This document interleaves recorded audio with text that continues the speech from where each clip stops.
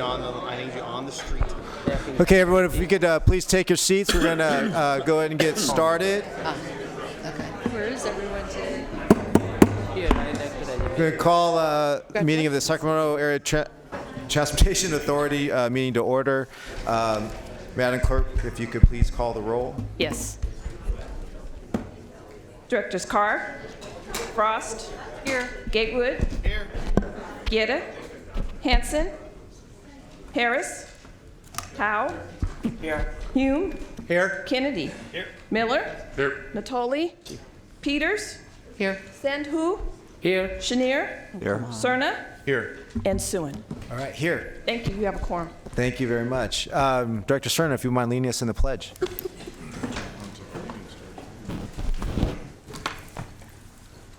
Allegiance to the flag of the United States of America and to the republic for which it stands, one nation, under God, indivisible, with liberty and justice for all. Okay, Madam Clerk, could you go ahead and read the cable statement? Absolutely. The meeting of the Sacramento Transportation Authority is cablecast live on Metro Cable 14, the local government affairs channel on the Comcast Consolidated Communications, and the AT&T Uverse cable systems. The meeting is closed captioned and webcast at metrocable.tv. Today's meeting will replay Sunday, February 16th at 2 p.m. and Monday, February 17th at 2 p.m. on Channel 14. Members of the audience wishing to address the board may sign up using the speaker slips located in the back of the room.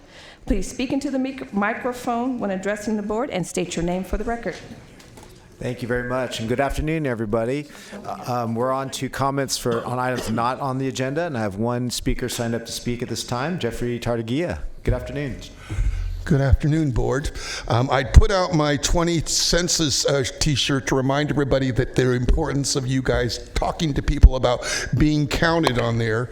Also, in this political scenario seen through there, I will also offer right now that the measure, I believe not G, but the Los Rios measure, you had 2 flyers go out there for that.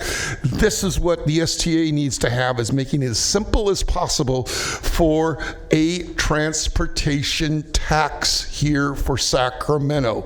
You're going to hear me repeating that over and over again, keeping it as simple as possible.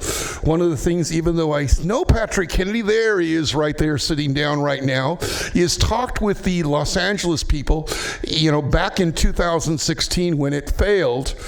You guys didn't do the grassroots effort. You now got 100 people out here that are interested, but it's right now February, and you still don't have an ordinance ready to go to convince people about getting the roads repaired and what we're going to do for the next decade, even though this is a 40-year tax proposal that's going on right now. This is something that I think, it seems to me like in December you were startled that you had so many people that wanted to talk about this. This should have been a discussion that took place years ago. It should have been ready by last November. And so, yes, I do chastise the board a little bit in saying, hey, if you're going to develop a timeline, the next thing that I will be talking to William about, when and if this fails, what is the next effort? Because you still need this for the region. So please, as Patrick over there suggested about, while the animal's still alive, you're carving it apart. You guys need to figure out, and you're not uniform and you're not fronted, but the most important thing is getting the damn roads fixed so that there's not potholes, and knowing there's going to be more of this. And the last thing I will offer you to, once again, read the Sacramento News Review, page 6 again, and you'll see another transportation article discussion taking place. Thank you, Jeffrey. Appreciate your recognition of the importance of this matter. Oh, and if you guys didn't know, the last time I was watching you on TV, I just need to note that I am watching you. I don't necessarily have to be here to see what the heck you're doing. Thanks, Jeffrey. Okay, next item is the Executive Director's report. Mr. Kempton. Thank you, Mr. Chair and members. Just wanted to cover a couple of things. The next meeting of our Independent Taxpayer Oversight Committee is on February 20th. We always like to encourage members of the public to attend, and that participation is encouraged. If you go to www.sacitoc.org, you can get the specific times and the location. I know that Mr. Hom had been keeping you updated on the local partnership program, the California Transportation. This is, by the way, an SB1 funded program. The California Transportation Commission has responsibility for the adoption of the guidelines, and a group of self-help counties, which involve the Sacramento Transportation Authority, has been pushing the commission to move back the schedule, and they did that. Applications are now due June 12th, and the program will not be adopted by the CTC until the early December timeframe. More significantly, we were pushing for a distribution of the dollars, 85% of them based on formula and 15% based on a competitive process. The commission was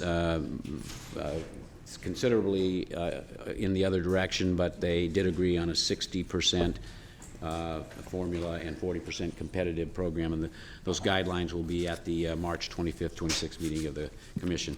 There's also a looking ahead section in the Executive Director's report, but Mr. Chair, I think you can look at that at your convenience, and if you have any questions, please let me know. Great. Thank you, Mr. Kempton. Any questions for the director? Okay, seeing none, I'm going to move to the next item. We have a consent item, the action summary for the February 5th, 2020 Governing Board meeting. Any questions about that? I don't have any speakers signed up to speak, so if there's any motion to adopt. Moved by Vice Chair Natoli. Seconded by Director Chenier. All those in favor? Aye. Opposed? Abstained? Motion carries. All right, next item, item 4. Status of the development of our proposed Measure A 2020 ordinance and transportation expenditure plan. You're up again, Mr. Kempton. Thank you, Mr. Chair, members. You'll remember at the December 12th, 2019 meeting, the Townsend, Calkin, Tapio team presented a discussion draft of the proposed Measure A 2020 transportation expenditure plan. And then at the January meeting, the last regular meeting, we brought the Measure A 2020 ordinance forward for discussion purposes only. So I wanted to spend some time today giving you an update, and I'm going to go over to the podium so that I can operate the slides.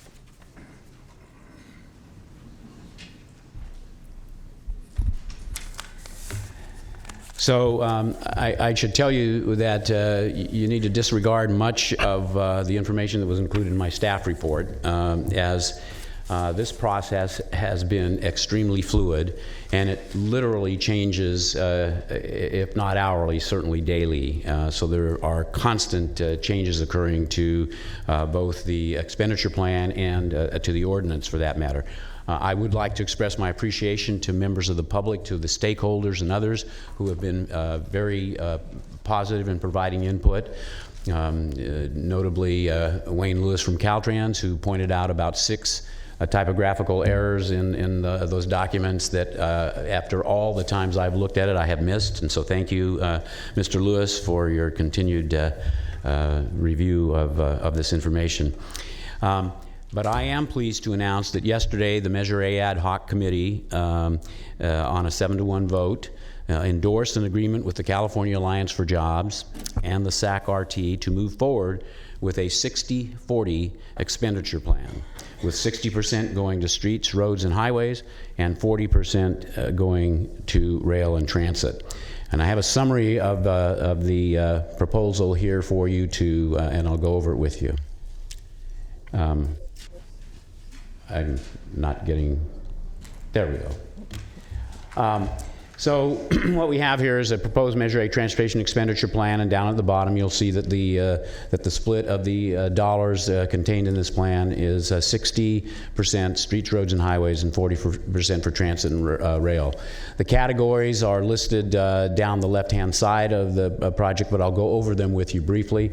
The local streets and roads category, which includes 2 subcategories of local street, road repair, and transformative system improvements, those dollars divide divided by formula, will receive under this plan 48.2% of the revenues for a total of $3.8 billion. The local projects of regional significance are a professional advisory group. The public works directors are working on a formula. We have a meeting of the PAG scheduled for Tuesday, and they are going to be presenting the results of their efforts at that meeting.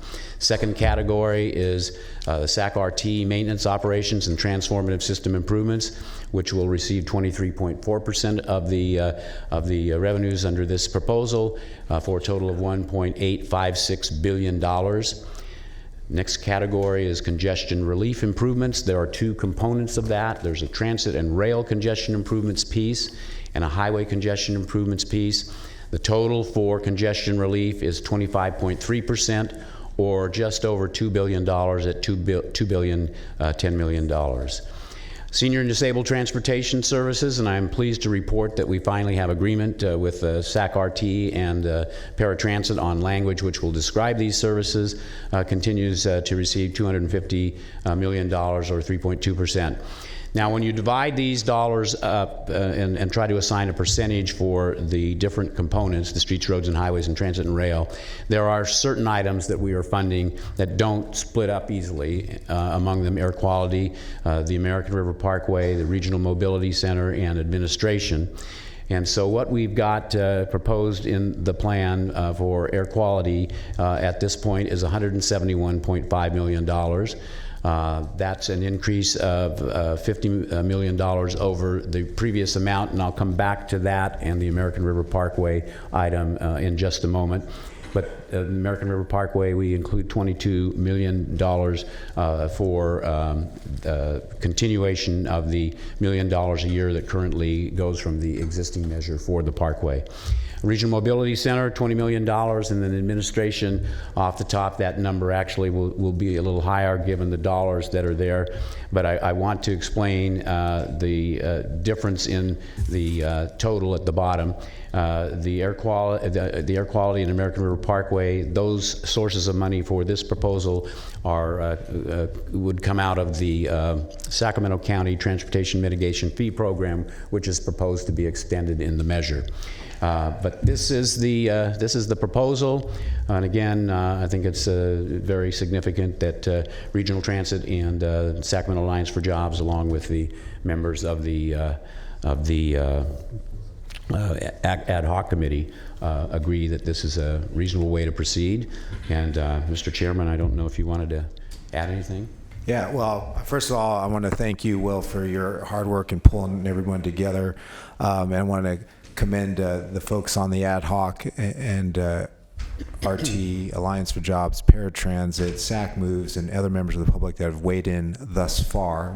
I know we're going to still take more comments, but I think it's been a step in the right direction, and I'm going to stop there and see if there's any questions for Mr. Kempton from the board about this. Okay. Oh, sorry. Yeah, Council. I'm sorry. I just highlighted Director Hume, and then Director Stern.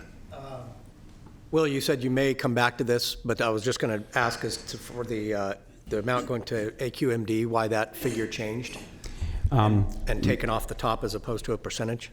Yeah, the Air Quality Management District has, their needs assessment showed 127.5, but it was based on a 30-year total, and they've been very consistent in arguing that they need additional monies to fund the programs, which are obviously very beneficial for air quality for the county, but also serve as a major opportunity to leverage money. They have a very good track record in terms of leveraging money.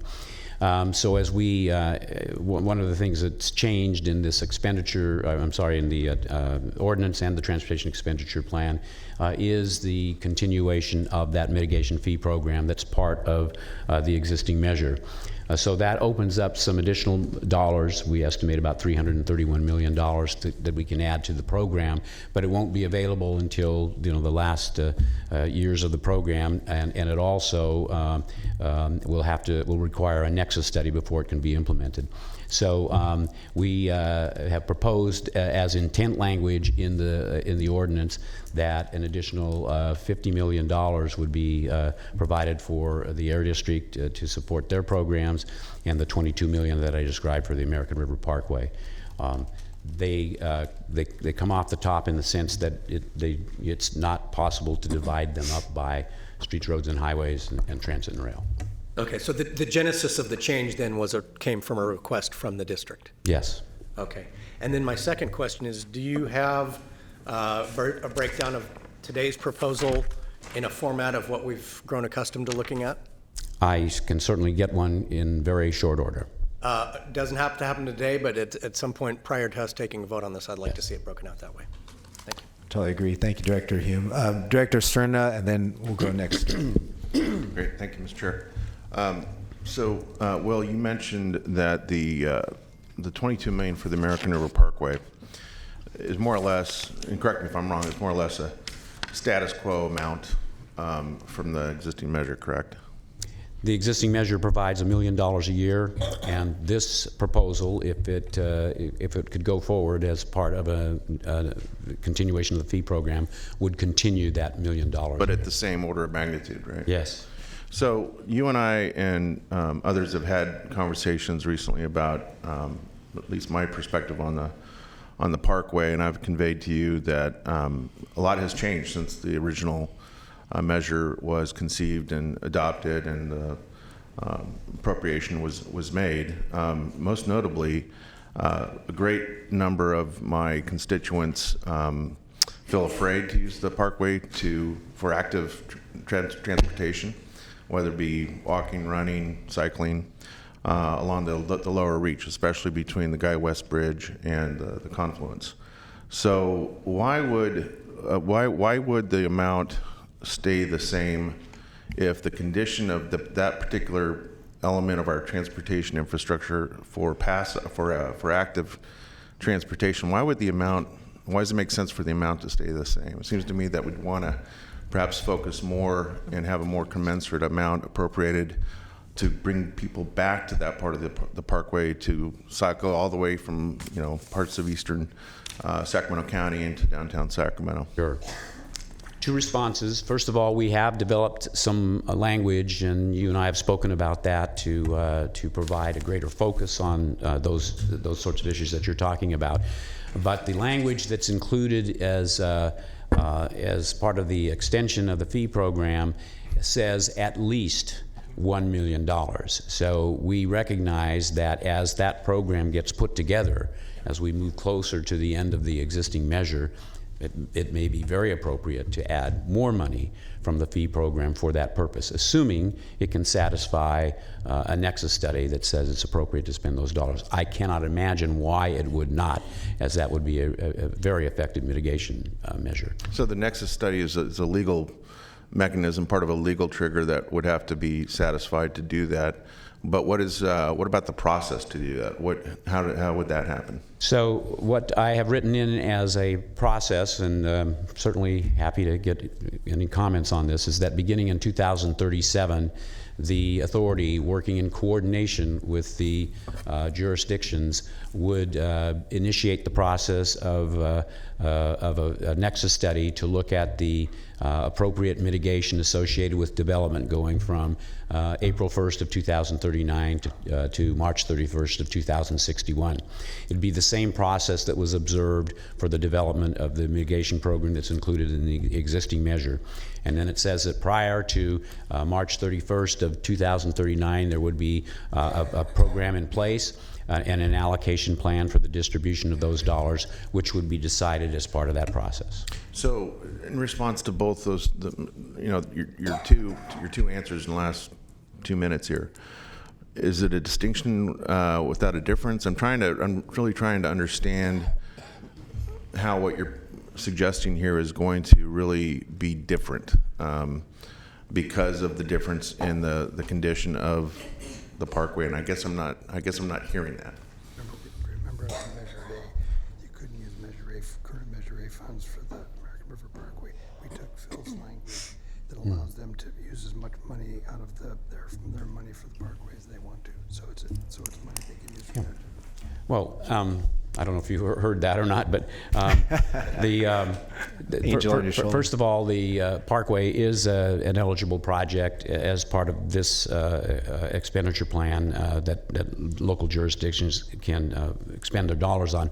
But I think what you mean is how we would accomplish that focus that you talked about. And I have language that I want to review with you that I think will provide for that focus as part of this process. And it was not my intent to put any restrictions on the amount of money that would go to the Parkway, but rather to provide an opportunity for additional dollars. And certainly as you build that new program and allocate and determine an allocation plan for those fees, more could be sent to the American River Parkway. No, I appreciate that. I think you can tell from the theme of my questions what's especially important with this exercise for this supervisor. And I would imagine I'm not the only one. I know Mr. Harris has also expressed over the years great concern for the Parkway, its condition, and an intent to make sure that our common constituency is able to use it, and it's safe and it's clean for them to use. And I know there are other representatives on the board of supervisors that also represent stretches, and it really needs to work in its entirety for it to I think, satisfy the intent of it being a legitimate transportation corridor for active transportation. So I'll just stop there. I think you get the gist of where I'm going with this. Sure. Thank you. And I will tell you, Director Cerna, that I've heard a lot of input over the past several months. Nobody has said, don't fund the American River Parkway. Okay, Director Kennedy.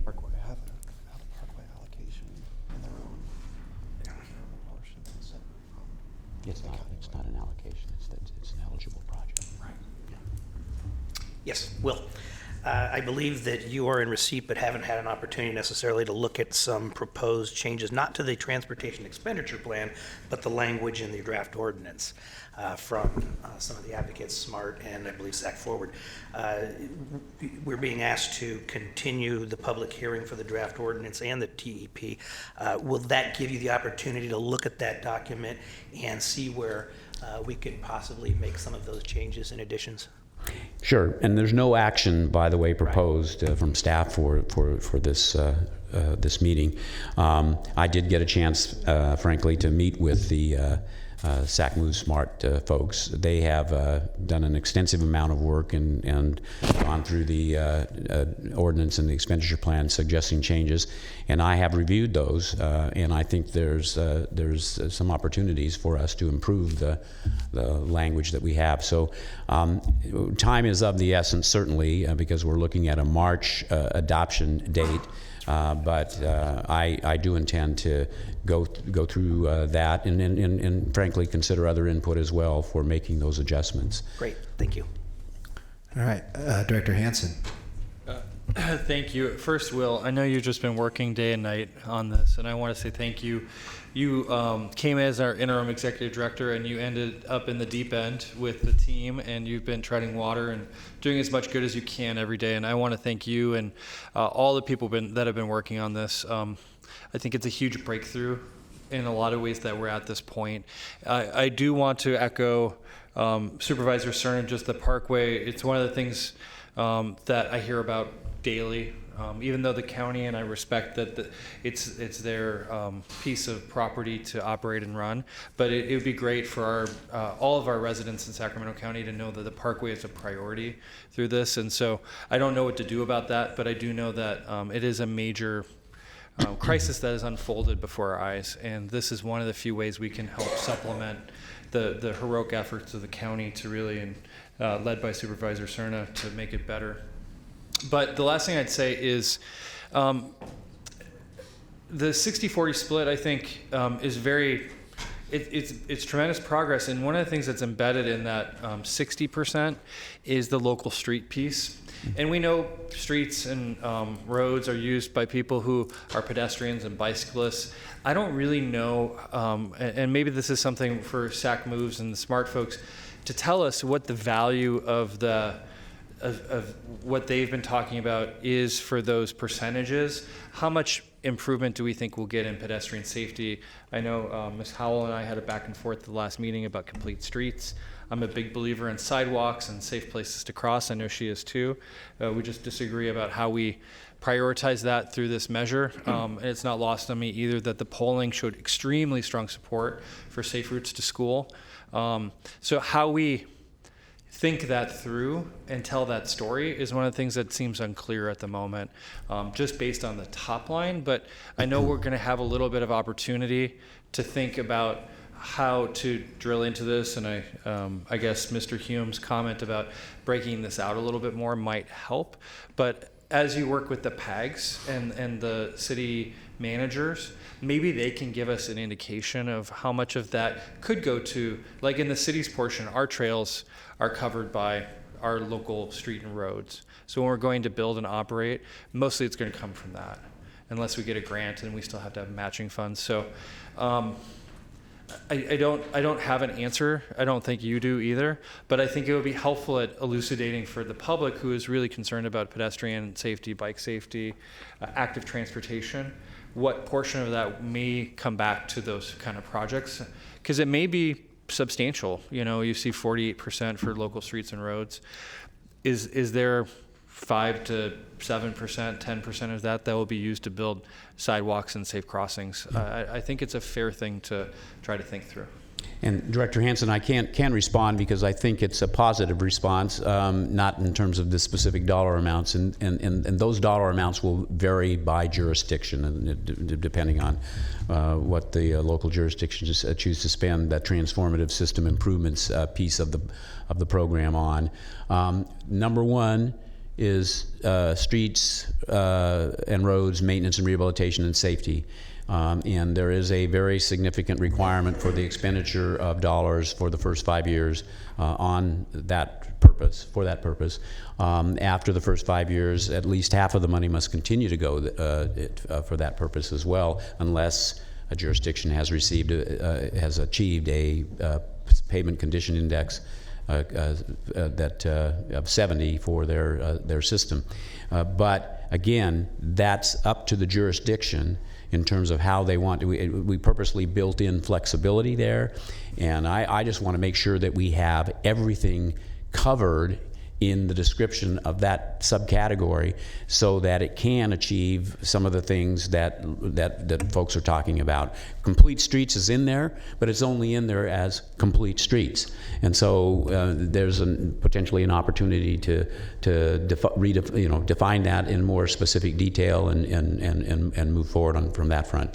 So I certainly understand your comments, and I think there's an opportunity to beef that up. Thank you. And because we've got Steve and Amal and Glenda here from SAC Moves, maybe that's something we can think about how to show that, so that when they have a chance to weigh in on the plan as you've helped develop it in partnership with so many people, that we have a good narrative there, because the Johnny Cash Trail is obviously an important thing that was funded in Folsom. The city of Sacramento is working on its trails. I know Rancho Cordova has wonderful trails, Mr. Gatewood, as does Elk Grove, and so it's not something that is clear, but I know we're doing it, so thank you. Thank you. Vice Chair Natoli. Thank you, Mr. Chair. A couple of questions. One, Will, you pointed out that at the subcommittee meeting that the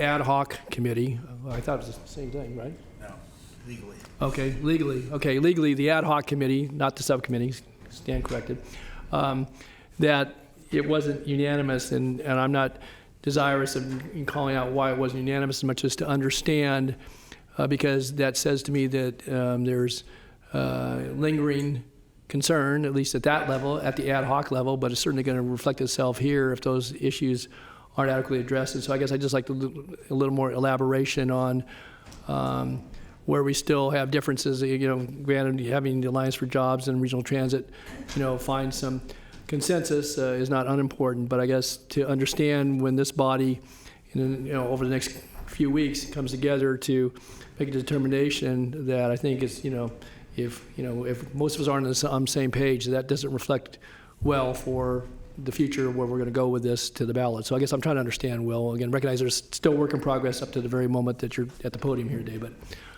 can you maybe share a little bit? And if not, maybe one of the ad hoc committee members could share some of that. So.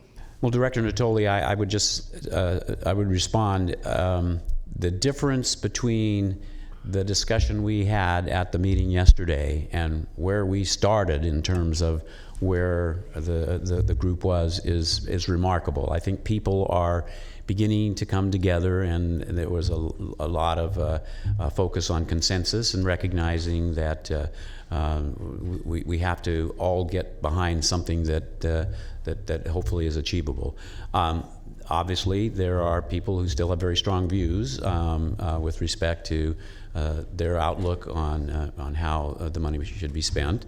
I certainly respect that, and that was the difference. Well, does that reflect again? Again, because it's been stated here at the dais and past meetings regarding, what return comes back jurisdictionally versus what may be contemplated either as having made the list or not made the list in any particular percentage? No, I certainly don't want to speak for anybody with respect to that issue. I think the issue is more of the programmatic nature, and obviously individuals have certain concerns and want to see certain activities and projects funded. But I think we've done a lot to achieve a sort of a consensus agreement on how the dollars should be distributed. And Vice Chair Natoli, if I could just add, I think I want to commend all the stakeholders that were involved, the ad hoc committee, advocating passionately for their communities, RT and California Alliance for Jobs, who are also advocating for their membership and stakeholders. And I think as Mr. Kempton mentioned, I think the focus came around compromise, and the discussions about exact percentages on returns to source wasn't so much as a focus as what were we going to accomplish regionally from improving roads, from congestion relief and transit, improving air quality. Those I guess I would call them big picture items. Okay, so that helps. And just one other question then, and it kind of goes to the discussion that's kind of been laced in here relative to achieving a 70 PCI, pavement condition index, and then freeing up the jurisdiction then to look to do other projects that would fall in those categories. Has there been any discussion either at the ad hoc committee or amongst the group of public works and transportation representatives regarding the other end of the scale? And I spoke to this at our December meeting, but in the rural portions of the county, I've got several hundred lane miles of 0 to 24 PCI, which is failed or very poor. But I'm not the only one. I'm sure in other areas in the county, but talking specifically in the rural portions. And, if we can't do better than 0 to 10 or 0 to 15, and others are going to be pushing 70 so they can free up the money, again, that points to some disparity, in the overall measurement here. And I would just say that I don't know if anybody's talked to that. I certainly put it out there for this body at the time, and recognize there have been a lot of discussions that have been focused on some of the other critical matters. But I guess I would just ask as to whether there's been any discussion about that, because if you can't even get to 25 and others are pushing 70, there's something wrong with that picture. There has been discussion over the past several meetings regarding an approach similar to what you're suggesting. But what has won out in those discussions has been a fair share for all of the jurisdictions, and that's what's reflected in the document. Okay. I accept your answer for today's purposes. Thanks. Okay, I'm going to thank you, Will. I think we're going to move to public comment. Did I have someone else? Public comment first? Yeah, I was going to take. Did you have more questions? No, not questions. I just have some stuff. Okay, yeah, let's do public comment, and then we'll come back for further discussion. And Mr. Chair, after the public comment, I can just very quickly go over some of the other changes that have been made in the ordinance and the TEP. Okay. Well, do you want to do that now? So We should do that first so the public can comment on the presentation. I'll be brief. okay. So we moved of the major categories, and you can see the categories on the slide. We did move some of those around. We, for example, created the new category, subcategory of local projects of regional significance, eliminating the system access improvements. We now have both a transit and rail and a highway congestion improvement subcategory under congestion relief program. So some general adjustments of that nature. The one change that is, I think, significant from the standpoint of a commitment to maintenance, rehabilitation, and safety is that the version that is out on our website now has a requirement for 50% of an expenditure for maintenance, rehabilitation, and safety for the first 5 years. That was changed to 90. So for the first 5 years, 90% of the dollars that come from that major category, for the subcategory there, will have to go for maintenance, rehabilitation, and safety. And then for the remainder of the 40-year period, another 35 years, there's a 50% requirement. So it demonstrates a significant commitment to taking care of the existing system, and that's been included in the ordinance. We had I talked about the extension of the Sacramento County Transportation Mitigation Fee Program. Other changes, we moved some of the project items around a little bit to better fit into the categories. We did, as I mentioned earlier, come to agreement on language revisions to the senior and disabled transportation description. That was an accomplishment. We are working on the determination of an acceptable formula for the distribution of the dollars under the local projects of regional significance. Hope to make some good progress on that at our next professional advisory group meeting on Tuesday. And then we continue to consider proposed language changes from stakeholders for various sections of the ordinance and the TEP. Thank you, Director Kempton. Director Kempton, is any other questions regarding those? Okay, great. We're going to go to public comment. I've got a number of speakers here signed up. For now, I think we'll go ahead and leave the 3 minutes, but if we get a bunch more, I'll take that into consideration because we have some members who may have to leave. First speaker I've signed up to speak is Jeffrey Tartagia, followed by Jim Crowder.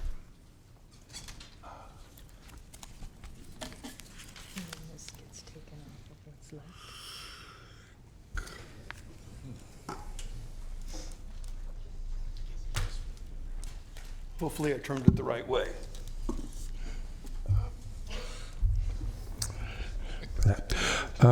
What I'm going to speak about is I'm also participating in the master plan on aging.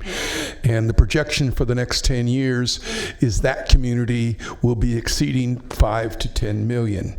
So as you bring up these transportation needs, we are increasing by 100,000 literally daily of this going into being the senior category. It's just a heads up to you, like you bring about, is what we really would like to see the American River become the gem that it once was. These needs are great, and you need to realize that are also probably a large voting percentage is your senior community. That note is sitting up there because it's talking about targeted community activity related to the electoral. It's just some research that's been done through the UC centers and other projects through there. It just enlightens you to what messages you should be directing.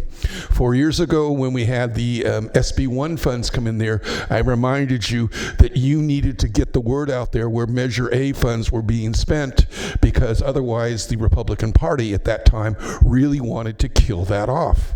You did a good job, I think, of making sure that Sacramento understood where Measure A funds were going at that time. Right now, it's not real clear when Measure A funds are going on. I just remind you of that in your sake for advertising, promoting, and everything else. And again, I do want to see in Sacramento County a transportation tax, and I do appreciate hearing that you have taken far more public input than I can offer 8 or 10 years ago. Just like with Sacramento RT, we had 3 or 4 of us that were talking. You now have at most of those meetings where you have 10, 20 or more people, just like here, 10 or 20 or more people that are interested in seeing where you are spending and seeing you better inform the public about transportation dollars. Thank you. Jim Crowder, followed by Steve Cohn.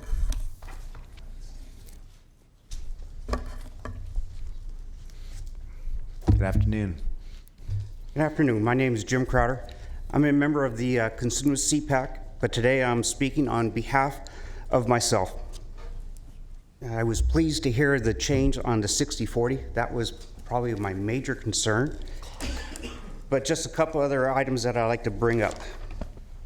When you brought up when it comes down to the local street and road, for the first 5 years, 90% of the funds go in that direction.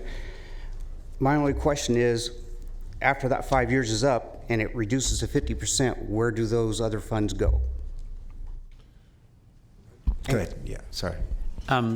Those funds would go to, at the discretion of the local jurisdiction, to a program called Transformative System Improvements. It's actually described in the expenditure plan what they could be spent on.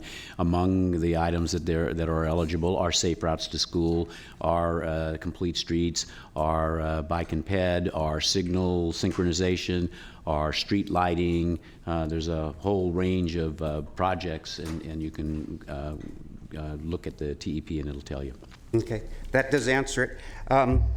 Just my thought, I would like to keep that 90%, maybe an additional 5 more years and make it 10 years, but you guys made some good improvements, so that's good. As for what Mr. Natoli brought up, I live in Rancho Marietta, and you're correct on the rural roads. CPI, or PCI, excuse me, just for a review, poor standards or very poor is 0 to 24%. Poor is 25 to 49. 50 to 69 is at risk. 70 to 84 is good. And then, of course, 85 to 100 is excellent. I looked at a report up in Bend, Oregon. Their average, overall average, is 73%. And I would just like to challenge the ad hoc committee to see if we can raise our standards a little bit higher than what we have, and to, especially for the rural roads, 2 lanes, where we have no shoulders at all. It is a safety issue, and that would be nice to get that addressed.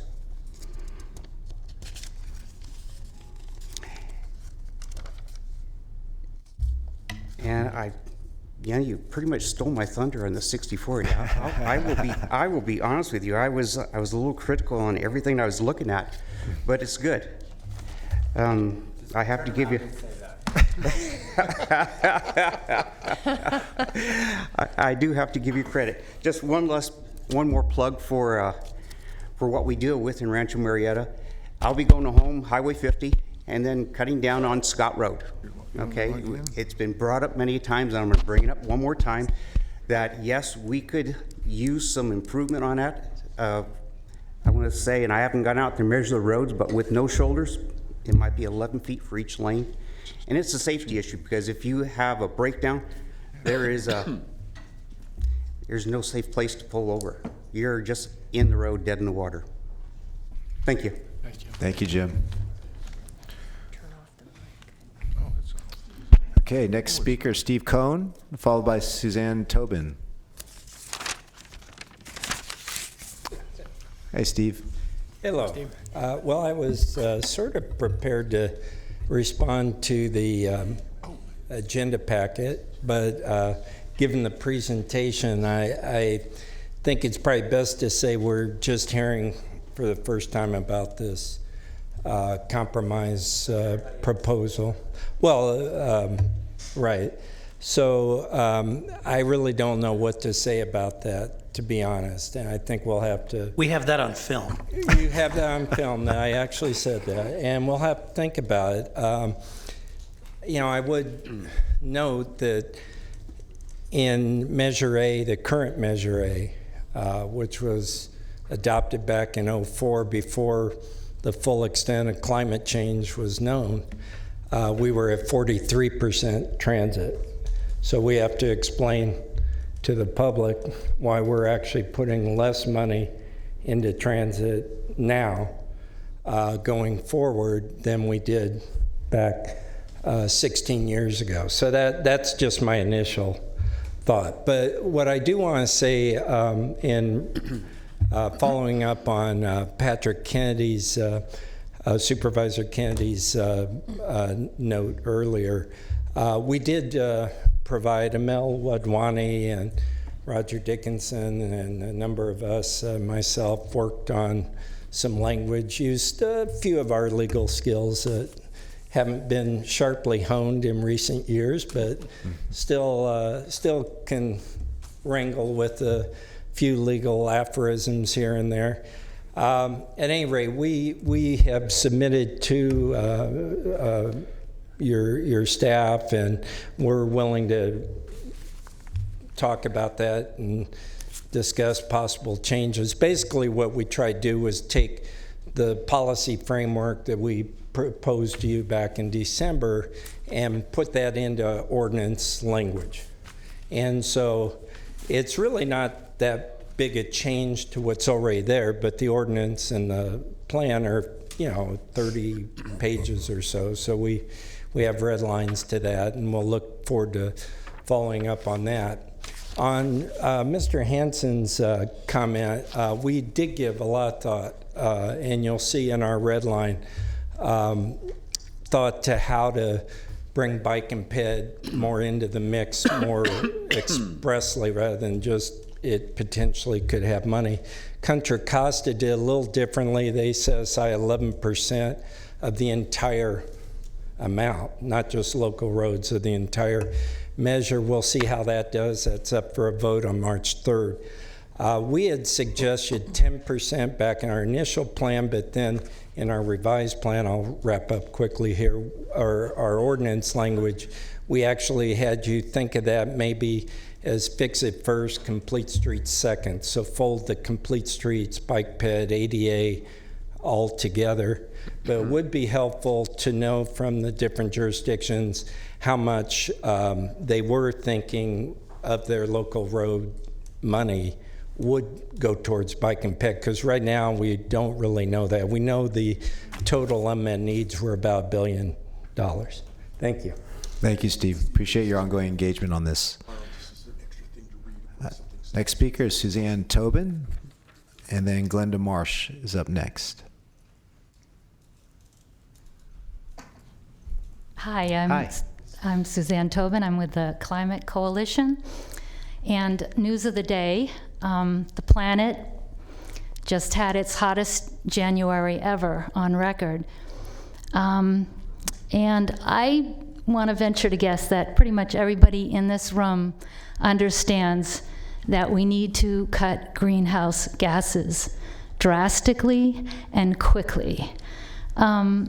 It's time for not business as usual, how we used to do things. We need to start looking at getting people out of cars. It's my understanding that in the Sacramento region, 30% of greenhouse gas emissions come from transportation. So I'm urging that you put more into transit, get people out of cars, offer that opportunity for people to maybe not even own a car. I mean, I don't own a car, and I talk to young people about that possibility. And surprisingly, among young people, there's a lot of interest in not having the financial burden of private car ownership. So I would urge you to fund transit and try to get people out of cars. Listen to the SAC Move and SMART Coalition recommendations. They've done a lot of work. Let's try to cut our greenhouse gases so we can avoid the worst calamities for our children and our grandchildren. Thank you. Thank you, Suzanne. Next speaker is Glenda Marsh, followed by Nollis Edwards. Apologize if I pronounce. Nolise Edwards, excuse me. Hi, Glenda. Hi, it's Glenda Marsh with the Sacramento Metro Advocates for Rail and Transit. So I want to make clear for everybody, our coalition, Smart and SAC Moves, are not part of this compromise. We were not invited to the room. We have asked for meetings with the Alliance for Jobs. We have asked for meetings with members of the Public Works Departments to talk with them in detail about our good ideas and the things that are important to the members of these coalitions. And that includes businesses, that includes labor, that includes environmental organizations and active transportation organizations and riders and members of the public that want to have more choices. They want to have safe streets. So all of the things that the voters said in their voter opinion poll were important to them, we're on it, and we do it better than what you have compromised on without us in the room. And you know what that says to all of us? That you don't think because we don't have all the money for your ballot measure campaign that we don't matter. And we do matter as stakeholders. And so we should be in those conversations and part of this deal. And that's exactly why we're here. That is exactly our goal. And you haven't provided that opportunity yet for us to do that. So we aren't there yet. Thank you. Thank you, Glenda. Nolise Edwards. Great, thank you. Thank Good you. Hi. afternoon. I'm named after my great-grandmother, and she does pronounce it Nollis Jean. I got a little uppity, and I pronounce it Nolise. So my name is Nolise Edwards, and I am with the Sacramento Women and Girls Advancement Coalition, and we work on issues throughout the city and county that uplift and have an impact on women and girls. And so this issue was brought to our attention actually by Glenda and some others, talking about how this is important to women. And so although we don't have an official position on this, we did think it was important to make sure that we include an aspect that when you are looking at this plan and what you want to do moving forward, that is inclusive of the needs of women and girls. We did put a letter, I sent a letter earlier this week. I don't know if you all have it, but I will read a little bit of it as part of my presentation today, just in case. So again, my name is Nolise Edwards. I'm with the Sacramento Women and Girls Advancement Coalition. It's a nonpartisan coalition of women who have extensive and diverse community networks throughout the city of Sacramento. And the purpose of our coalition is to advance the economic prosperity, political power, and well-being of women and girls in the communities throughout the city. So our coalition firmly believes there is a nexus between transportation services and the fundamental viability to women and girls' ability to pursue education, good paying jobs, health care, and economic advancement. Women advancing their own and their families' well-being provide one of the most powerful engines of growth and opportunity for our communities. In a recent article, Making Public Transit Fair to Women Demands Way More Data, researchers who studied the mobility habits of women found that transportation systems are ill-suited to their needs. Most transit systems are not designed for women who face unique challenges related to personal safety, availability of transit schedules to support women with child care responsibilities and other issues that impede their transit mobility. As you all look and other stakeholders look to negotiate on the best plan to move forward, we feel it's important to prioritize and assess a transportation system that is inclusive of the needs of women and girls who utilize the system, and that the plan generates transportation options that are efficient, affordable, and safe. We encourage adoption of a forward-looking, seamless transportation network that is gender balanced, would reduce air pollution in neighborhoods, saving households thousands of dollars annually, and make walking, biking, and using public transit safe and convenient. A plan that includes these issues will not only benefit women and girls, it will improve the system for all communities. Thank you so much. Thank you. Thank you very much. Next up, we have Betsy Whalen and following Betsy is Michael Quigley. Oh, okay. Thank you, Betsy. Michael Quigley, and then next up is Sue Teranishi.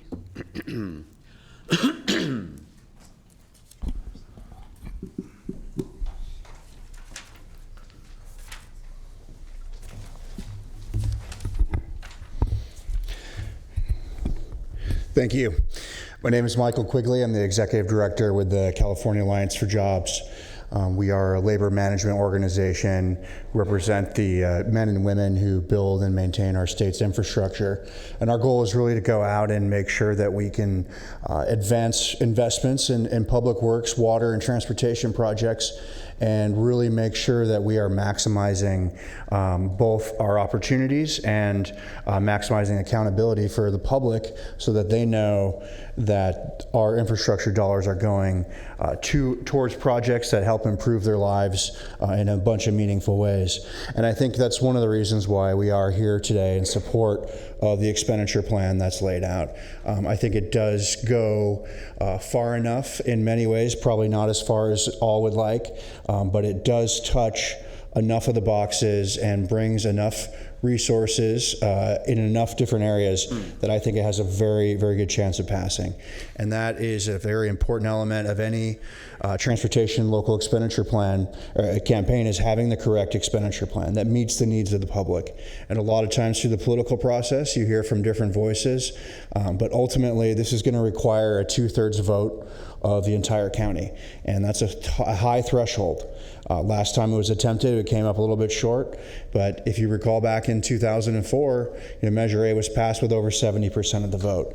And I think that Sacramento County will vote for the right proposal. They will vote for the right plan if it has the right accountability.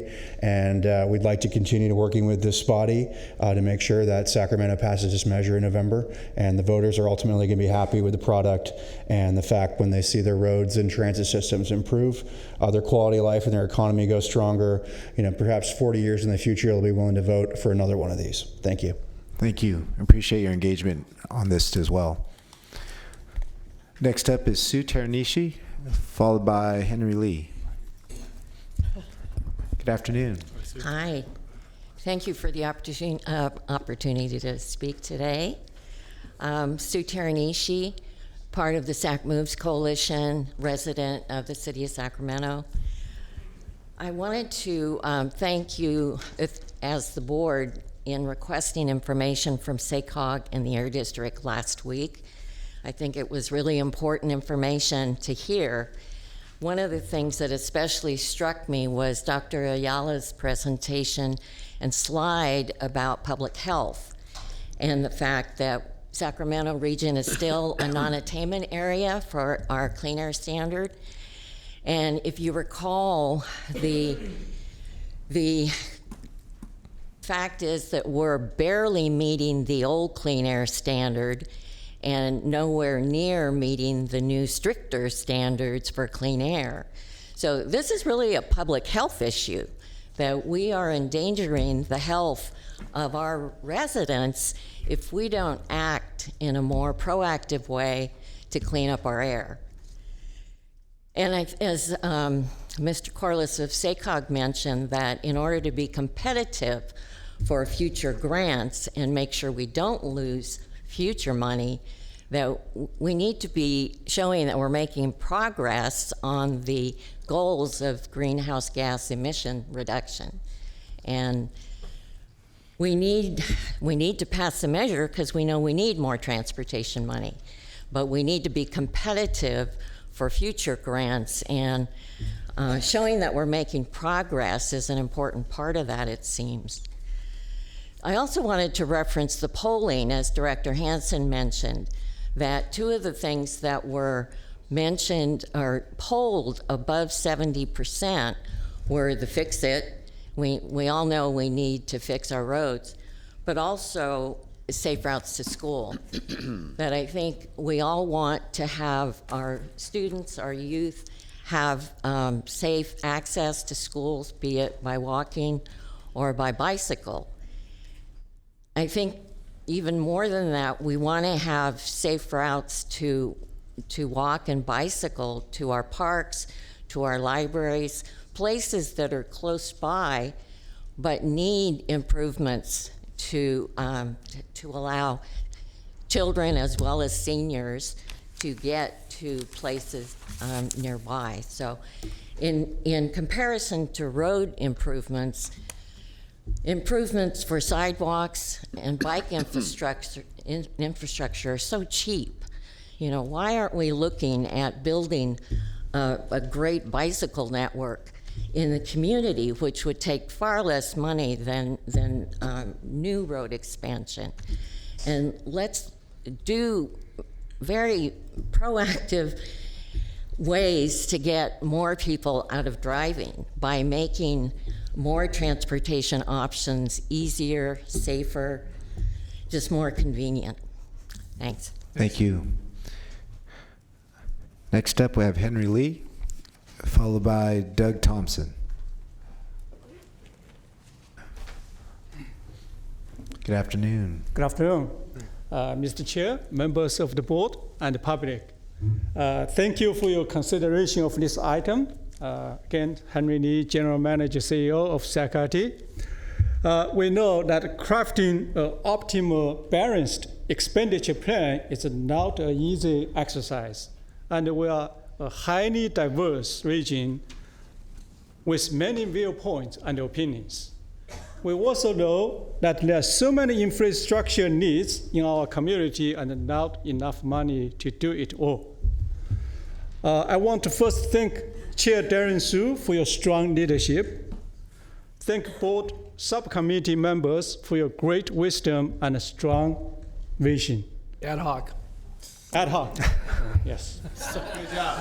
As well as thank Mr. Captain and the youth staff and our consulting team for the tireless efforts and unparalleled diplomacy to work with all stakeholders to craft a measure that strikes the appropriate balance to gain maximum support.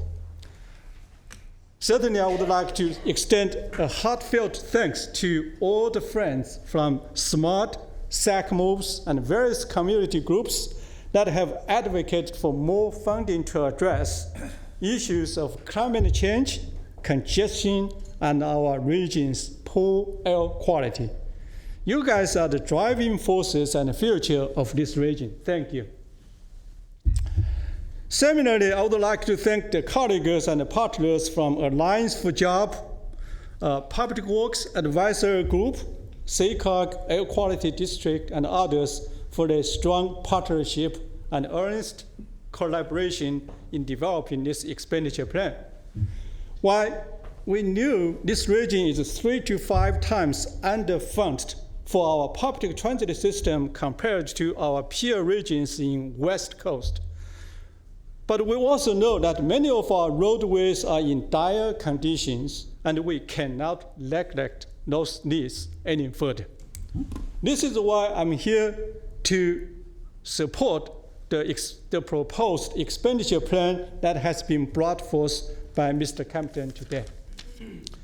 It will address our poor road conditions, but also allow us to expand public transit to more communities, especially in the low-income and disadvantaged communities and suburban and underserved communities, providing more innovative mobility options to Sacramento residents. I believe it is important that we unite around today's vision. The more time we spend debating the details here in this room, the less time we have to communicate and educate the public about the wonderful things that the measure will allow us to accomplish. So again, thanks, board, for the consideration and the opportunity to share my thoughts. Thank you, Henry. Really appreciate your engagement and work on this as well. Next up, we have Doug Thompson, followed by Kelly Cohen. Good afternoon, directors. I definitely appreciate the opportunity. I think there's a good government question at work here. I think voters make ballot decisions in part on their perception of whether the government is being consistent, and that includes whether we're addressing the greenhouse gas and air quality mandates that we're obliged to meet under already adopted plans. I appreciated the presentation last week by James Corliss and Dr. Ayala, and I want to highlight just 3 statements from the report that accompanied that presentation. First, their report cites the extensive studies showing that roadway capacity projects without tolling or other user charges increase VMT per capita. So I want to ask you to be cautious about including projects that just set you up for having to spend more dollars later to mitigate more congestion as well as more emissions. Second, as also stated in the report, should the STA board wish to reduce greenhouse gas emissions, projects that convert commute trips to sustainable modes, and they suggest walking, biking, or transit, or accelerate the adoption of zero emissions vehicles or promote regional growth in low BMT areas, should be given priority. Third, and I'm quoting here, recognizing that 80% of trips are non-commute and most trips less than 6 miles, should the STA board wish to reduce criteria pollutants, projects that eliminate trips, such as walking, biking, and transit, should be given priority. There is a desire to reduce congestion. I certainly understand that, but there are also mandates to reduce certain pollutants, and both the health of our region's residents and secure access to state and federal transportation dollars depend on meeting those mandates. The statements I've highlighted address the mandates of 19% per capita reduction in greenhouse gases between 2005 and 2035 and meeting our ozone standards by 2024. And they suggest that those standards would be more likely to be achieved if the transportation expenditure plan was along the lines of what's been proposed by SMART and SAC Moves. CARB looked at the question of regional transportation plan expenditures by mode for all the MPOs in its 2018 progress report. They found that we're along the lines of the San Joaquin Valley MPOs and what proportion is going to roads. Going up to 50% on transit would match us better with other largely urbanized counties like San Diego County at 50%. The 4-county SCAG region is at 48%. The 9 counties of the Bay Area are at 64%. Their mode shares are higher, but that reflects what investments they have made. In an era of growing climate peril, and both extreme heat and higher flooding are likely results of that in this region, transformation is what is called for. And with your support, a new Measure A would help build a network that sustains the health of our children and the future vitality of Sacramento County. Thank you for listening. Thank you very much. Next up, we have Kelly Cohen, followed by Will Brieger.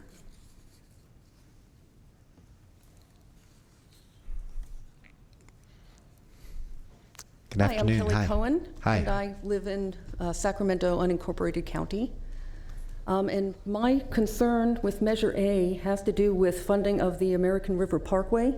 Currently, $1 million a year is going to county regional parks. In 2039, when that expires, there is no guarantee of that funding to continue. And I would like to ask that it does continue. It's a very important resource, that if that is in there as a guarantee, then we can be sure that it'll have a funding mechanism. Also, because the population is increasing, the need for more funding is going to be there too. When it comes to public transit, people like to take their own cars, even though they have to sit in traffic for a long time. And I know you're trying to improve public transit, but I think a more robust education aspect of it may help with that.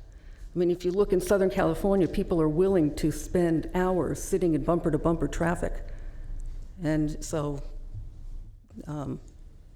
a bus system like in San Francisco, you can go anywhere frequently. And I think educating people might also be helpful. Thank you. Thank you, Ms. Cohen. And Director Kempton, could you just address Ms. Cohen's comment about the American River Parkway? Well, again, I think everybody, and you've heard a lot of support from the board this afternoon regarding the American River Parkway, and we are looking for opportunities to be able to continue that funding beyond the 2039 date. And the apparent opportunity for us is through the extension of the Sacramento County Transportation Mitigation Fee Program. And if we go through the appropriate process and the American River Parkway is identified as a viable, eligible project, then the board and the the jurisdictions can determine how they would like to allocate those dollars. And as I mentioned earlier, we had recommended as part of this ordinance and TEP that at least $1 million be included out of that fee program for that purpose. Thank you. In other words, it's in our thoughts, and we have a plan. Yeah. Next up, we have Will Brieger, and followed by Ashley Anderson. Good afternoon. Mr. Chair and members. I'm Will Brieger. I'm a retired public servant and a county resident. All right. I'm also a member of 350 Sacramento. I'm focused on climate change. You all have a really complicated job. Surprise.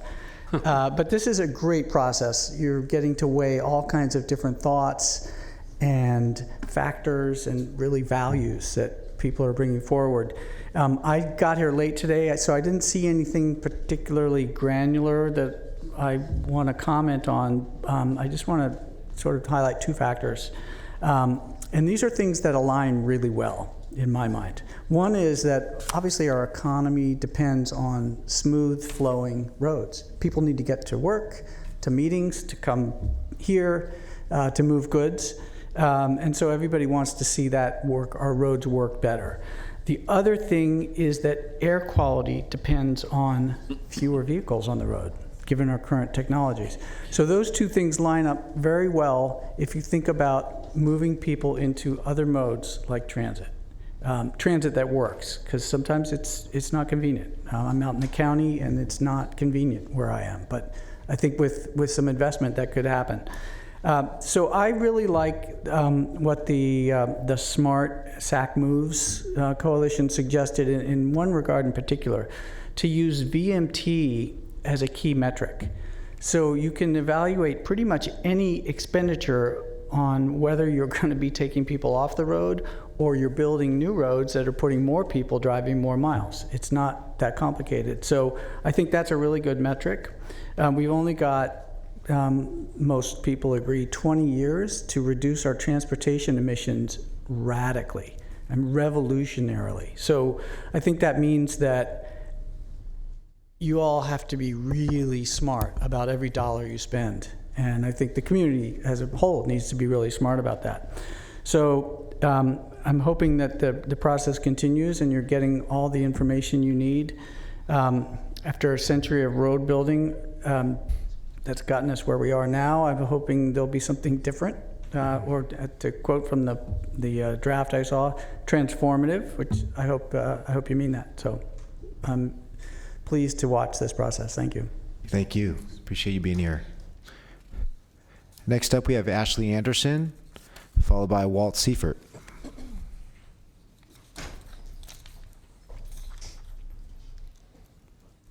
Hello, my name is Hi. Ashley, and I'm from Folsom. I bike around Folsom a lot because I don't want to pollute in a gas-guzzling car, and I'm very concerned about the future of our planet and climate change. It's something I worry about every single day, and when I bike around Folsom and the Sacramento area, there's not a lot of great bike trails, or there's a lot of good bike trails, but not always good bike lanes. And sometimes I don't always feel safe around the bike lanes when there's lots of cars. So I think it's very important to put more funding into public trails and bike lanes and trails for pedestrians. I don't want to see more roads because that would increase pollution in our area. I would like to see an increase in funding to public transportation and also bike paths and bike trails. Thank you. Thank you very much. Thanks for being here. Next up, we have Walt Seifert, followed by Inga Olson.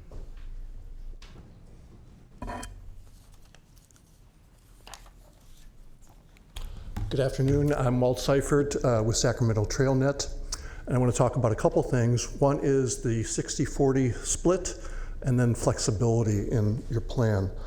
I realize it's difficult to split the pie, and there's all these competing needs. But I want to talk about the relative weights and the fairness and priorities of the split. Right now, 40% is going to transit and rail, and that's supporting about 2% of the trips in the region. Right now, an undefined amount is going to bike peds, and that's supporting 10% or more of the trips, at least in the city of Sacramento, far more in Midtown, where Director Hansen's district is. So I'm a bike ped guy. I believe in transit. We need more transit, but the most efficient way to spend money to get the most results quickly is for bike ped projects. And other speakers have talked about the ancillary benefits, health, reducing VMT. So to do things quickly, do them fast, in light of air quality concerns and greenhouse gas concerns, bike ped should be a priority in my belief. And the plan has goals for increasing transit and bike ped trips, but they aren't made numeric. So even Caltrans has set numeric goals of doubling pedestrian trips and tripling bike trips. And I think actually we may have passed the deadlines already for those without achieving those goals. But I would suggest that you consider establishing numeric goals for those trips. Secondly, I appreciate the flexibility in the plan now, having a 10-year review. But we're at least on the cusp of a revolution in transportation with autonomous vehicles and micro-mobility. It might be advisable to have a more frequent review than that, at least initially, during this next decade. So I think those are my major points. I appreciate your work on this plan, and I hope we are impressing you with the concerns of the community, especially concerning greenhouse gases and the air quality. Thanks very much. Absolutely, thank you. Next up, we have Inga Olson, and my last speaker is Zach Miller. Please sign up or submit a form if you would like to speak. Hi. Hi. I'm a Sacramento County resident, and there was 4 points that are important to me that I wanted to make that are relevant to your decision. One is an armada of electric buses that reduce congestion through the Cal Expo bottleneck, or instead of constructing a connector, achieves twin objectives. Simultaneously, it reduces congestion and it reduces greenhouse gas, and then of course there's the bonus that it's cost effective. The decision that you make today will probably be the most important decision of your life, I believe. Because the longer we wait to reduce carbon, the challenge grows exponentially. Children understand the terrifying nature of that equation. Also, 10 years from now, people will say, why didn't they move more aggressively? The problem was crystal clear. Lastly, you have a group of people who don't want a tax increase. It's important to address greenhouse gas and public transportation adequately so that you have the environmental and climate justice people voting for Measure A. On another note, I want to say that the Sacramento County League of Women Voters last night voted to support SAC Moves and SMART's principles and proposals, and you'll be receiving a letter to that effect probably today. Thanks very much. Thank you very much. Next speaker, we have Zach Miller. He's our last speaker. I've signed up to speak.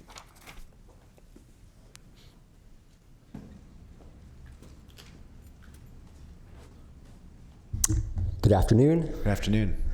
So I'm a little late to this process, but the benefit of that is I get to look at this with fresh eyes, like a voter would. And I really think that this plan would be improved greatly with some more clarity and certainty with respect to the active transportation dollars. I think Director Hansen kind of alluded to that earlier. And I think that's an element that's currently missing, and that I would encourage the board to work with staff on making that clear to voters. In particular, active transportation dollars are essential for the investments in RT and public transit. We know that if you ride transit, like a lot of us do, you're almost certainly walking to or from a stop, riding to or from a stop. And so it's essential that those expenditures, there's a synergy, if you will, and that they line up and work with each other. Secondly, in the polling, not only did we see a lot of interest in pedestrian safety, we also saw a lot of interest in air quality, and that's an issue that affects all of us. It affects every single resident in your jurisdictions, and it's one that I think we have to have foremost in our minds as you develop the plan and the ordinance. So I think the best way of doing that is, as has been previously stated, make VMT reduction an essential element in evaluating expenditures. That's the only way that we're going to, in my mind at least, make serious reductions in air pollution and improvements in air quality for all of your constituents. And with that, I thank you for your focus on those issues. Thanks. Thank you very much. Okay, that was our last speaker. I'm going to bring it back to the board here for any comments. Okay, and before I go to Director Guerra, I just want to say, as Director Kempton, Executive Officer Kempton mentioned earlier, this is informational. I know a lot of these board members are just seeing this information for the first time, so we are going to obviously let everything kind of percolate, if you will, and then we'll come back for another public meeting to entertain more comments about it. Okay, Director Guerra. Thank you very much, Mr. Chair. One, I clearly want to thank you and also our staff for where we are today. Clearly listening from the testimony from the public that traffic congestion reduction, improving our air quality are not only critical for our local health, for addressing climate change, and for just the sheer competitiveness of leveraging federal and state dollars. What came to me here is, again, the message that we have to start thinking differently. We've got to be thinking more creatively. And maybe not so much for this body here, but it made me think when Ms. Nolise Edwards brought up the issue of our diversity of riders, of women and of families, and the fact that if we are trying to get fewer vehicles out, we have to think differently in all angles. And maybe this is more a conversation for the RT board, but you can't take a stroller onto a bus, and if you do, you have to collapse it. So when we're thinking about what it takes for us to think differently about climate change, to reducing our vehicles, to making easier access to bike lanes, to pedestrian crossings, we've got to start thinking, I think, from that different lens. I do think, again, it's critical that we fund our air district appropriately to address the regional need that we need for our region. We all benefit from that region. And I think that where we're moving forward here is very positive. This work from the ad hoc, I want to thank the ad hoc because I think it's a significant step forward to address the strategic needs that we need for our region. So those are just some thoughts I wanted to share with you, Mr. Chairman and members of the board. Thank you very much to the staff as well. Thank you. Director Gatewood. All right, thank you. Thank you to the chair for putting this all together. I know it's hard to herd all us cats into one good group, especially me. I'm feral. Thank you to Will for putting this all together. I know you got it laid on your lap, and I know this isn't an easy lift. And thank you to the ad hoc group. Couple quick points that basically I see. Rancho Cordova is going to give $619 million to this, of which we're going to be able to take back less than 41% back to my citizens. So of what we're willing to give in, and Rancho Cordova has never been one of those groups to say no for doing our heavy lifting as a city. We're willing to donate money. But when I have even with my projects and the road projects and what's done on the STA, I'm still only taking back 41%. So for every dollar we put in, 41 cents comes back to my city. And if you're talking fairness, that's not fair. That's less than fair. That's less than 40%. That's a D minus. The next part is we had a working formula of 70 to 30%, and we're looking at ways to get money into this. I feel bad for the organizations that are saying yes to this, because if you're looking at the percentage of which chance this passes, the things that are less than 20% are getting 40% of the money. And we want something to pass. I'm not against having a tax. I know my roads are bad. The county roads that butt right up against Rancho Cordova have some places are zero, which means they're rolling on dirt. And we need to get these roads fixed. I do believe I want something green. I want clean air. I want to give that to my kids. I don't know if light rail and train are the way. I mean, I think more electronic vehicles are probably going to be the thing that takes over with autonomous, because then there is no carbon footprint. It's electric cars. And I think that's what's more likely, because we want to think outside the box. We got to get more creative. Autonomous vehicles with stuff like that. But I'm not here for that. I'm here to get a bill that's going to pass. Mm-hmm. So the things that want to pass would be, I mean, if we really want to do this, 83% said senior and transportation, yet that happens to be one of the smallest percentages. Roads and fixing are 60 to 70%. And we still don't have that that's a 60% people said, I want that fixed first. That's what we have to get people's trust in that. And then the least of it was the RT. And I like RT. It's in our city. We have over 5 stops, I believe. And yet we have less than 1% of our citizenry that gets on it. And I don't know how to fix that problem. And I don't know how we're going to get them out of their cars. I don't. But I do know that the way the bill is built right now, 1, it's not fair to Rancho and not fair to a lot of the smaller cities. And 2, it's not going to pass. So I implore my group, like, I know you want 60 to 40%, but 70-30 was only 6,000 votes away from passing. If we get closer or back to that number, I know it has a chance of passing, and Rancho's support. Right now, I'm concerned that we have to go out with our own ballot measure to be able to get the money to fix our own roads. I mean, I don't want to be I feel like I'm the canary in the coal mine. We did the report, we took the numbers, we saw what it was supposed to say, and yet the thing that's coming back isn't the thing that's going to allow us to pass. I mean, I want to be a team player. I want to be able to fix our roads. I want 80. I want, the air quality. I definitely want the parkway fixed. This is all stuff that butts right into Rancho.